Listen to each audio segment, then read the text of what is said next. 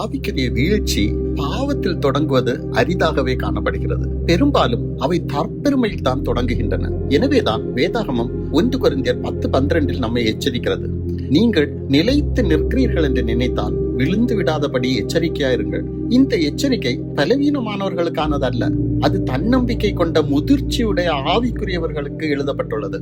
பேதுரு ஒரு முறை இயேசுவிடம் சொன்னார், மற்ற அனைவரும் உம்மை விட்டு விலகி சென்றாலும் நான் ஒருபோதும் உம்மை விட்டு விலக மாட்டேன். அவர் இயேசுவை நேசித்தார். அவர் உண்மையுள்ளவராக இருந்தார். ஆனால் அவர் தேவனுடைய கிருபையை விட தன் சொந்த பலத்தையே அதிகமாக நம்பினார். இயேசு அவரை மென்மையாக எச்சரித்தார், விழித்திருந்து ஜெபம் செய்யுங்கள், அப்போது நீங்கள் சோதனையில் விழமாட்டீர்கள் என்று. ஆனால் பேதுரு உறங்கிவிட்டார். அவர் விழித்திருக்கவில்லை, அவர் ஜெபிக்கவில்லை.